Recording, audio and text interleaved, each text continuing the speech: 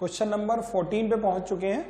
और जब 14 हम लोग कर रहे हैं तो फिर से एक बात मैं आपको बता देता हूं बच्चों कि क्वेश्चन की भाषा अलग अलग हो सकती है, डायग्राम लमसम वही बनेगा, वही tan theta cos theta sin theta use होगा। समकोण त्रिभुज बन जाए तो बिना कुछ सोचे समझे सबसे पहले tan लगाने की कोशिश करो। चलिए करते हैं इस सवाल को। तो एक हवाई जहाज 3000 मीटर की ऊंचाई पर उड़ता हुआ, तो 3000 मीटर की ऊंचाई पे पहले हवाई जहाज को उड़ा लेते हैं, एक काम करते हैं, ठीक है। चलिए यहां बनाते हैं डायग्राम, 3000 मीटर की ऊंचाई पे उड़ा लेते हैं पहले।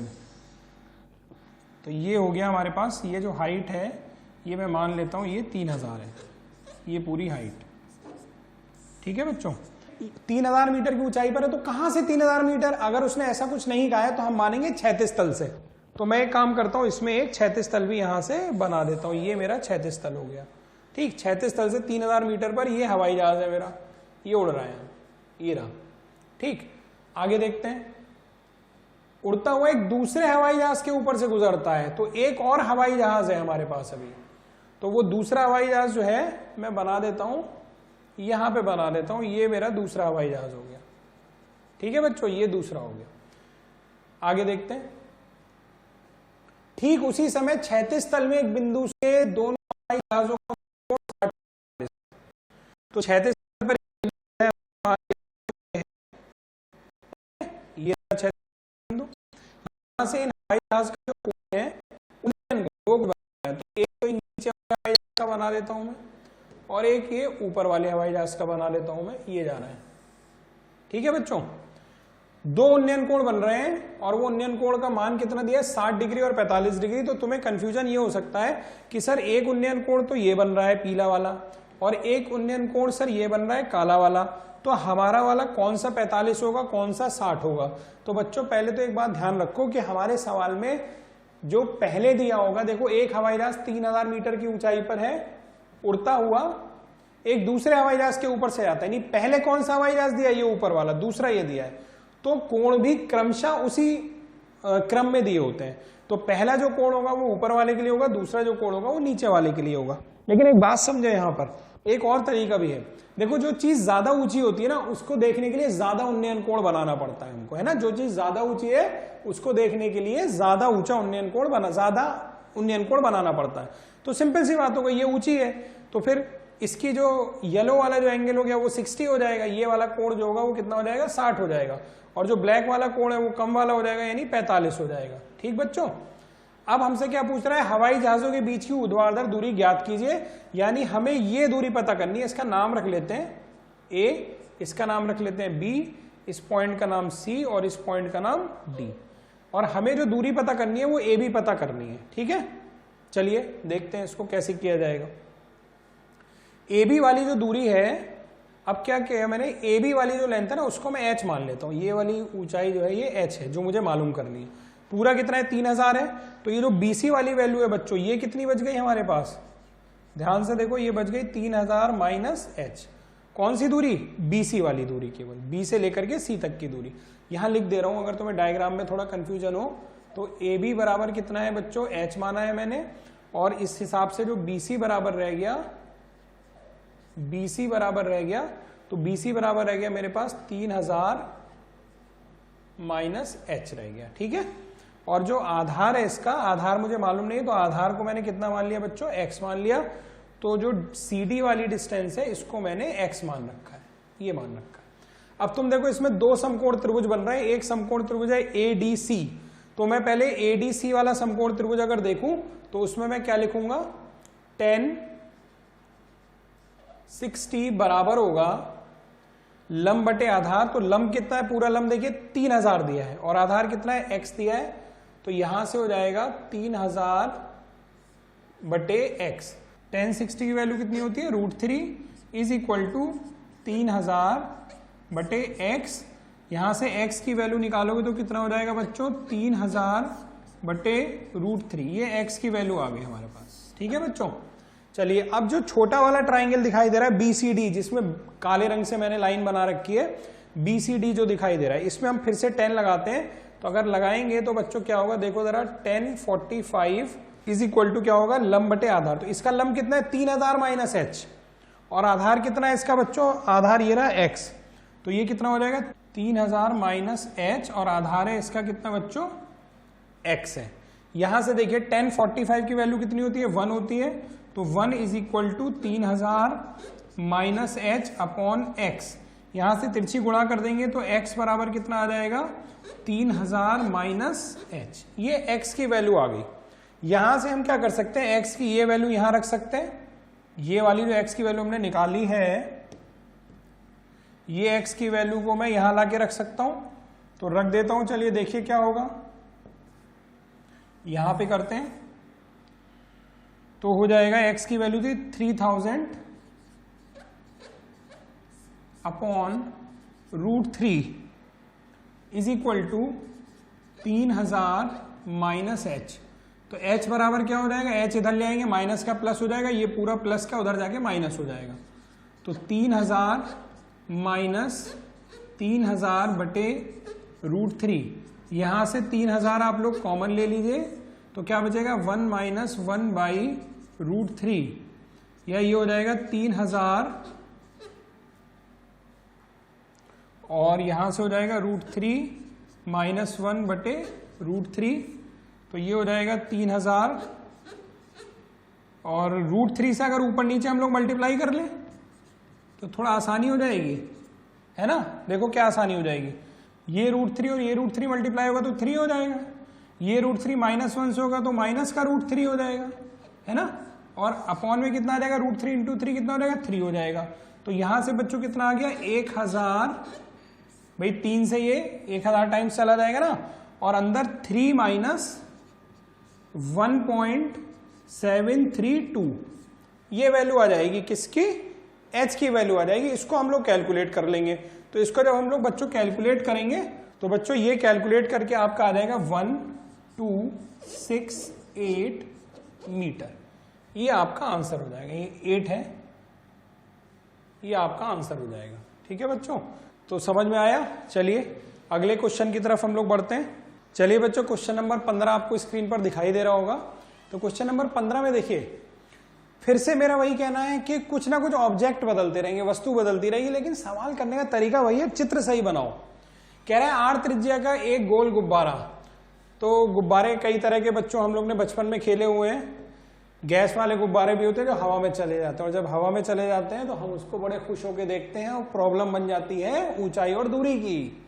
चलिए तो एक गोल गुब्बारा पहले मैं बना लेता हूं। ये बना लिया भाई मैंने एक गोल गुब्बारा, आर त्रिज्या का एक गोल गुब्बारा प्रेक्षक की आंख पर, प्रेक्षक मतलब जिसने उसको छोड़ा है। अमूमन यही होता है ना, जो बच्चा उसको गुब्बारे को छोड़ता है वही देखता रहता है कि कितनी ऊपर गया, तो वो प्रेक्षक है, प्रेक्षक की आंख पर। और प्रेक्षक है कहां ये इसने नहीं बताया है। प्रेक्षक जनरली सामान्यतः कहां होता है, समतल पर ही होता है, जमीन पर ही होता है। तो चलिए ठीक है, जमीन बना लेते हैं। ये हमने हॉरिजॉन्टल ऐसे बना लिया, क्षैतिज बना लिया, और यहां पर वो प्रेक्षक है, यानी कि मैं आप है जिसने ये गुब्बारा छोड़ा है। और फिर ये क्या है, इस गुब्बारे को देखता तो ही है, तो जब गुब्बारे को देखता है तो कुछ ना कुछ कोण गुब्बारा उसकी आंख पर बनाएगा। तो कितना बना रहा है गुब्बारा, प्रेक्षक की आंख पर कोण अल्फा बना रहा है, उन्नयन कोण अल्फा नहीं बना रहा है, आंख पर कोण अल्फा बना रहा है। इस बात का क्या मतलब हुआ, देखो इसका मतलब ये हुआ कि जैसे प्रेक्षक इसको देख रहा है तो ऐसे, और पूरा गुब्बारा कवर करेगा तो ऐसे इसकी दृष्टि रेखा जा रही है, और प्रेक्षक की आंख पर जो कोण बना रहा है बच्चों वो ये वाला कोण है। और ये कोण कितना बोला है उसने, ये कोण बोला है उसने अल्फा, इस कोण को अल्फा लिख देते हैं, ये हो गया अल्फा। चलिए आगे देखते हैं। तथा इसके केंद्र का उन्नयन कोण बीटा है। केंद्र का उन्नयन कोण, तो पहले केंद्र बनाना पड़ेगा हमें, केंद्र का उन्नयन कोण बीटा है। तो ये मैंने केंद्र बना लिया ये, और केंद्र को जब वो यहां से देख रहा है तो यहां से देखिए ऐसे देखेगा केंद्र को। अब उन्नयन कोण हमेशा क्षैतिज से बनता है, यानी क्षैतिज से ये वाला कोण जो है वो बीटा है। चलिए आगे देखते हैं क्या कह रहा है।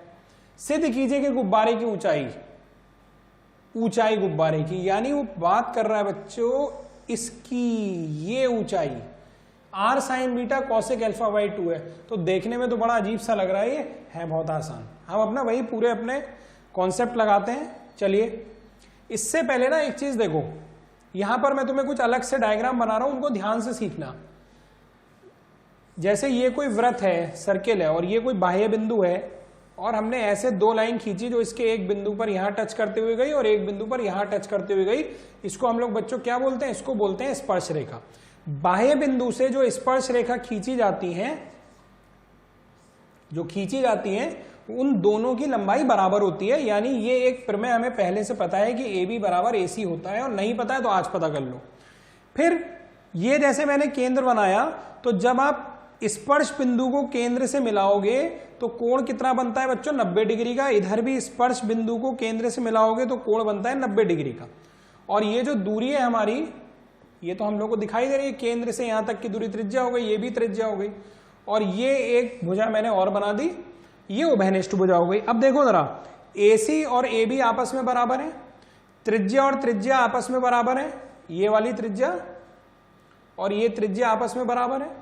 उसके बाद ये वाली जो भुजा है ये उभयनिष्ठ है दोनों में, तो इसका मतलब त्रिभुज, ये वाला त्रिभुज और ये वाला त्रिभुज, ये दोनों त्रिभुज आपस में सर्वांगसम हो गए। और सर्वांगसम हो गए तो फिर जितना कोण ये हुआ उतना ही कोण ये वाला भी हुआ। तो ये टोटल कोण हमारे सवाल में कितना दिया है, अल्फा दिया हुआ है। कितना दिया बच्चों, अल्फा दिया हुआ है। अगर ये अल्फा दिया हुआ है तो इसका मतलब ये आधा कोण जो है ये कितना हो गया, अल्फा/2 हो गया। समझ में आई इतनी बात? चलिए थोड़ा और आगे देख लेते हैं।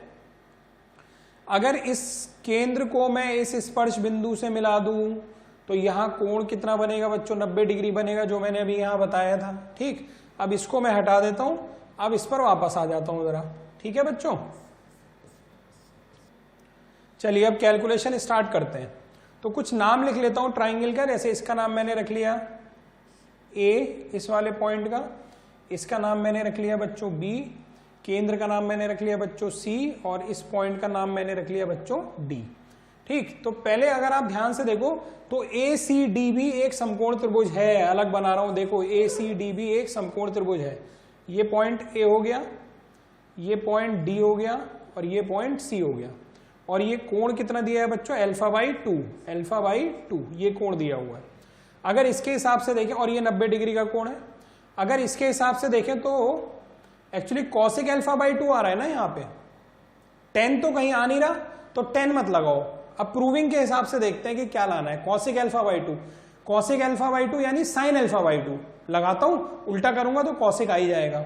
तो मैं इसमें साइन लगाता हूं, तो क्या हो जाएगा बच्चों, देखो साइन अल्फा/2 बराबर हो जाएगा लंब बटे कर्ण। लंब कितना है CD, और कर्ण कितना है बच्चों AC।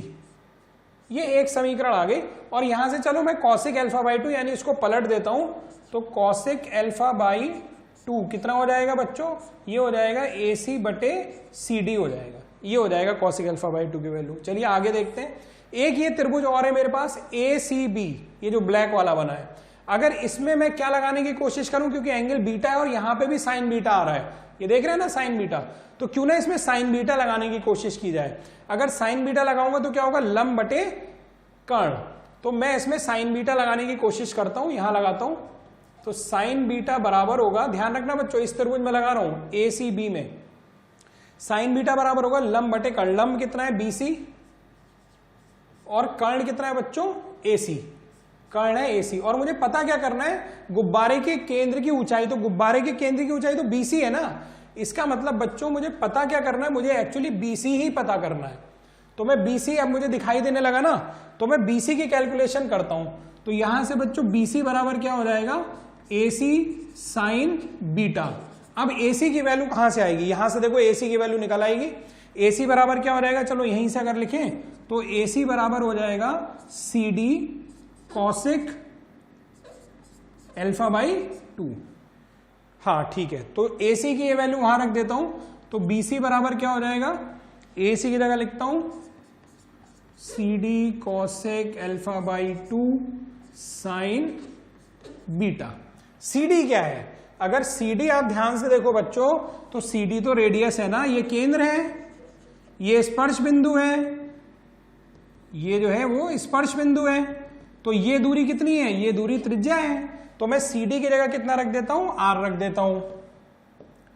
ठीक है, तो चलिए, तो BC बराबर क्या आ गया, CD की जगह R cosec alpha sine beta. जरा चेक करो, यही तो मुझे प्रूफ करना था।